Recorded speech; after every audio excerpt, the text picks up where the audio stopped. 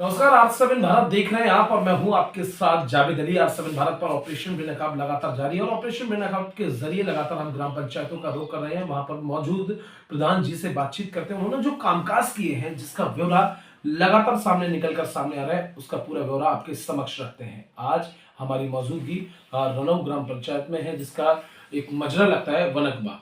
अगर मौजूदा प्रधान जी की बात की जाए तो ये ऐसी शख्सियत है कि आसपास के मौजूदा प्रधान या आसपास के क्षेत्र के जो लोग हैं खुद इनसे रूबरू होते हैं, बीजेपी की लीडरशिप भी रखते हैं। इसके अलावा इन्होंने वो महत्वाकांक्षी योजनाओं को धरातल तक पहुंचाया है, उन योजनाओं को जनता तक पहुंचाया है ताकि जनता किसी चीज से वांछित ना रहे, जनता को उन सारी सुविधाओं का लाभ मिलता रहे। सीधा मौजूदा प्रधान जी का रुख करेंगे और उन्हीं की जुबानी जानेंगे कि इस पंचवर्षीय में 4 साल का समय हो चुका है और 1 साल का समय बाकी है। अभी तक का सफर प्रधान जी का बेहद शानदार रहा है, बेहद संवेदनशील रहा है, क्योंकि इन्होंने वो सारे काम किए जो धरातल पर नजर आ रहे हैं। प्रधान जी, सबसे पहले बहुत स्वागत है आपका R7 भारत पर।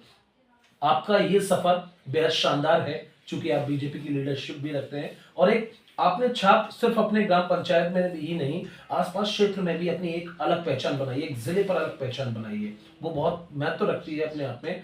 इन 4 सालों में आपने बेहतर कार्य कराए हैं, हमारी टीम ने पूरा निरीक्षण किया, लेकिन मैं चाहूंगा खुद आप हमारे दर्शकों को बताएं कि आप अपनी जनता की सेवा एक समाज सेवी के तौर पर तो करते ही हैं, एक मुखिया भी है, सरपंच भी है इस गाँव के, जो अपने आप में बहुत महत्व रखता है। मैं सन 2021 में जी जब प्रधान बना था तो मेरे गांव की स्थिति वो थी कि जहां लोग निकलने में इतने परेशान हुआ करते थे। जी आए दिन मुझे कहा जाता था कि प्रधान जी, इस गांव का विकास संभव कैसे हो पाएगा। बिल्कुल। और चूंकि राज्य सरकार और केंद्र सरकार की जो पहले से किस्तें आया करती थी, उसका धन इतना कम कर दिया गया कि मुझे विकास करना बहुत ही मुश्किल हो गया। बिल्कुल। हमने अपने ब्लॉक प्रमुख से मिल करके और अपने नरेगा के कार्यों को आगे बढ़ा करके जी काम किया। करीब मैंने 24 लाख का काम नरेगा से कराया, जी तब विकास मेरे गांव का संभव हो पाया। उसके बाद राज्य सरकार की जो किस्तें आती हैं, इतना कम धन आता है, 81,000 रुपये की किस्त आती है, उसमें 18,000 रुपये के मुझे लोगों को वेतन देने पड़ते हैं। उस धन को मैंने थोड़ा थोड़ा करके इस तरह का विकास कराया कि आप अगर देखेंगे तो पिछले 20 सालों में जो काम नहीं हुआ वो इस पंचवर्षीय योजना में मैंने काम करके दिया है, कंप्लीट किया है। और अपने ही कार्यकाल में आज से 20 साल पुराना आप इतिहास उठाएंगे, उतने आवास नहीं बने। मैंने 27 आवास बनाए हैं, 27 आवास दोनों गांव में, जी, मजरा में और अपने ग्राम पंचायत रनौ में। आप देखेंगे कि लोगों ने, कहावत होती थी कि अरे कोई ऐसा प्रधान बने जो गांव का विकास करा सके।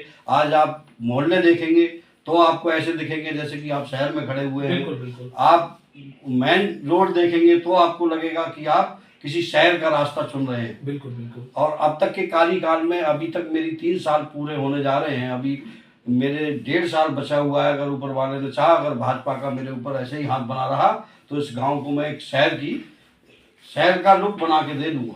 सर, राकेश मोतिया खुद आप हैं और आप ऐसी शख्सियत हैं कि आसपास के जो प्रधान है, उजानी ब्लॉक हमारा चल रहा है, लगातार हम प्रधानों के इंटरव्यू कर रहे हैं, लेकिन आप इकलौती ऐसी शख्सियत हैं, ब्लॉक में ही नहीं जिले पर भी आपका पहला नाम आता है, चाहे विकास को लेकर हो, चाहे आपकी छवि को लेकर हो, आपके स्वभाव को लेकर हो। क्योंकि लोगों ने हमें ये भी बताया कि आप अपनी जनता के लिए ही नहीं, आसपास के भी जो गाँव है, वो जनता भी अगर आपके पास आती है किसी सहयोग के लिए, तो आप लगातार उनके साथ खड़े रहते हैं।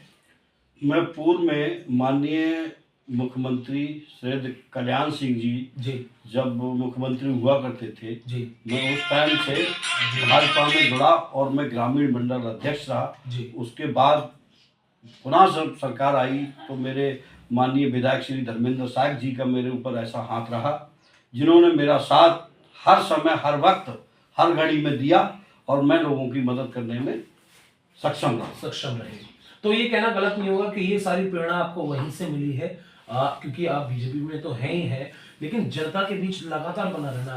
कुछ प्रधान जी ऐसे भी लोग हैं, क्योंकि आप प्रधान संगठन में भी हैं, कुछ ऐसे भी प्रधान हैं अन्य ब्लॉकों में, हम लगातार इंटरव्यू कर रहे हैं, जिन्होंने सिर्फ लूट खसोट मचाई है, लेकिन आपकी धरातल पर एक अलग पहचान, एक अलग सोच है, वो अपने आप में बहुत महत्व रखती है। प्रधान जी देखिए, मेरे पिताजी का शुरू से आशीर्वाद ऐसा रहा। मेरी माता जी गुजर गई, उन्होंने एक चीज़ मुझे सिखाई कि अपने धन पे हमेशा फख्र करना, दूसरे के धन से कभी कोई इमारत मत बनाना, क्योंकि झूठ के महल रेत की तरह ढह जाते हैं। बिल्कुल कर दी। आज तक मेरा जो चलन रहा और मेरे पिताजी का आशीर्वाद रहा, जो कुछ भी किया है, आप यहाँ से लेकर के ब्लॉक से लेकर के आप थाना उजिहानी और तहसील वगैरह में कभी पूछ ले कि प्रधान जी ने कभी किसी से 1 रुपये लिया हो, उसका अगर मैं दोषी हूँ तो जो चोर को सज़ा मिले वो मुझे मिल जानी चाहिए।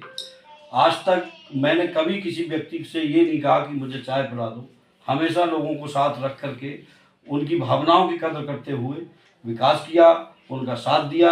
आज भी लोग मेरे साथ खड़े हुए हैं कंधे से कंधा मिला करके, और हमारे कैबिनेट मंत्री माननीय BL वर्मा जी हैं, पूरा सहयोग देते हैं मुझे। जब भी मैं उनके लिए किसी काम की अपेक्षा करता हूं, वो तुरंत मेरी सुनते हैं। और मेरे क्षेत्रीय पूर्व विधायक धर्मेंद्र साहब जी तो हमेशा मुझे अपना बड़ा भाई मान के साथ देते रहे, और संभवतः यह है कि वो देते रहे।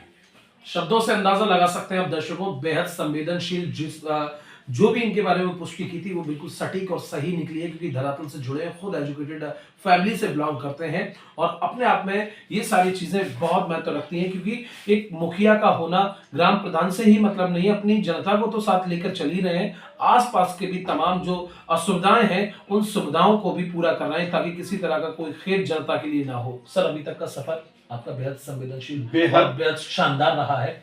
अब जो समय बचा है उसमें, क्योंकि आप मैंने देखा है कि शहर में चीजें हैं वो रनो गांव में हमें दिखाई देती हैं, बहुत सारी ऐसी चीजें। अब जो समय बचा है उसमें आप अपनी जनता के लिए क्या कुछ करने जा रहे हैं? बाकी जो मेरा समय बचा है और मुझे सरकार से धन की प्राप्ति हुई,